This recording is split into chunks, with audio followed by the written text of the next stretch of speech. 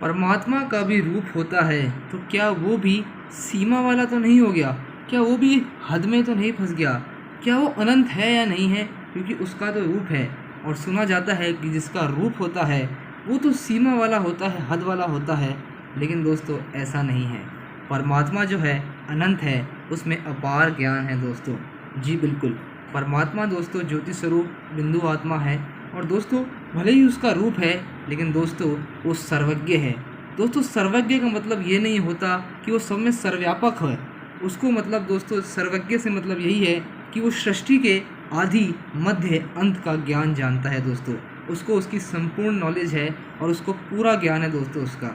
दोस्तों हम एग्जाम्पल के तौर पे भी लेते हैं कि हम देखा जाए कि एक व्यक्ति को दोस्तों किसी दूसरे व्यक्ति को मतलब या फिर किसी एक पर्टिकुलर फील्ड को जानने के लिए जो है उसके अंदर होना, उसके अंदर सर्वव्यापक होने की ज़रूरत नहीं है दोस्तों।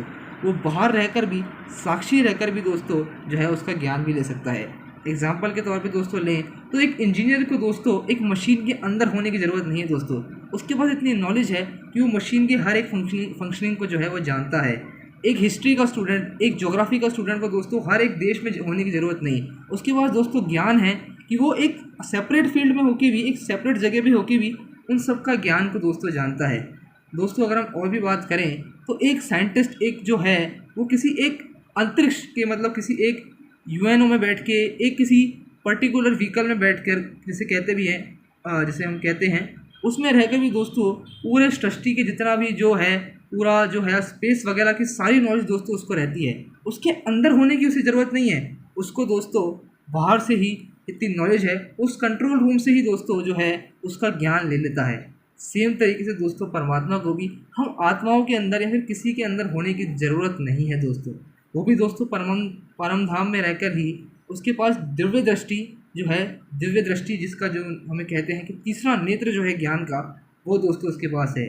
वो दोस्तों उसी से दोस्तों जानता है कि हम सब आत्माओं के अंदर क्या चल रहा है, मतलब हम सब आत्माओं की अभी स्थिति क्या है। वो दोस्तों इसीलिए जो है सर्वव्यापक ना होकर भी सर्वज्ञ है, और वो हमारे अंदर के भावों को, हम कैसे हैं, हम कैसी आत्माएं हैं, उनको दोस्तों वो जानता है।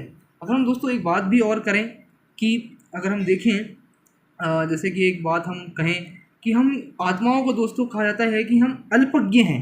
अल्पज्ञ का दोस्तों यही अर्थ नहीं है कि थोड़ी चीज़ों में व्यापक।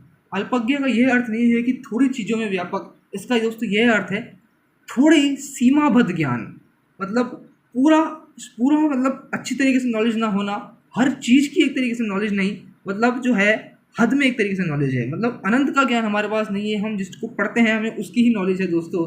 और वही इसलिए आत्मा को अल्पज्ञ कहा गया है। उसको मतलब एक फील्ड में, पर्टिकुलर फील्ड में जितना उसने पढ़ा है उतनी ही नॉलेज है।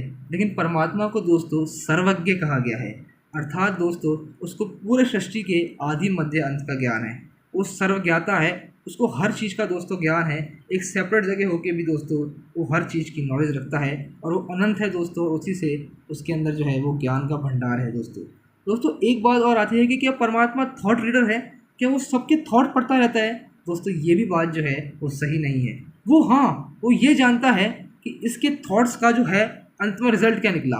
जैसे एक पर्टिकुलर व्यक्ति जो है गलत थॉट्स करता है, उसके नेगेटिव थॉट्स ज़्यादा चलते हैं, अच्छे थॉट्स नहीं चलते, दूसरों के प्रति बुरा सोचने के थॉट्स चलते हैं। तो परमात्मा दोस्तों ये तो जानता है कि ये व्यक्ति जो है एक बुरे, मतलब उसका जो है माइंडसेट बुरा है, वो ये जानता है। लेकिन वो पर्टिकुलर थॉट को रीड नहीं करता, वो मोटे रूप का सार जानता है। एक व्यक्ति ने थॉट्स किए एक व्यक्ति ने थॉट्स किए और उसके बाद जो उसका मन का संकल्प चला, जो उसकी मन की जो थॉट्स चले, और एक मन में जो इन्फॉर्मेशन चली, वो एक एक इन्फॉर्मेशन को, एक एक थॉट को दोस्तों नहीं जानता। लेकिन उस पूरी इन्फॉर्मेशन का जो सार है वो दोस्तों उसको पता रहता है। तो हर एक थॉट को रीड नहीं करता दोस्तों, इतना थोड़ी ना वो रीड करेगा। लेकिन एक तरीके से हम कहें वो हमारे मन की स्थिति को जानता है, हमारे भावों को जानता है, हमारे अंदर के संस्कारों को जानता है, हमारी स्थिति जो है, हमारे गुण कैसे हैं, हमारी शक्तियाँ कैसी है, वो उस मोटे रूप का सार जानता है। वो ये थॉट नहीं जानता कि मैं अभी खाना खा रहा हूँ, मैंने ये खाया, मैंने पनीर की सब्ज़ी खाई, मैंने गोभी की सब्ज़ी खाई।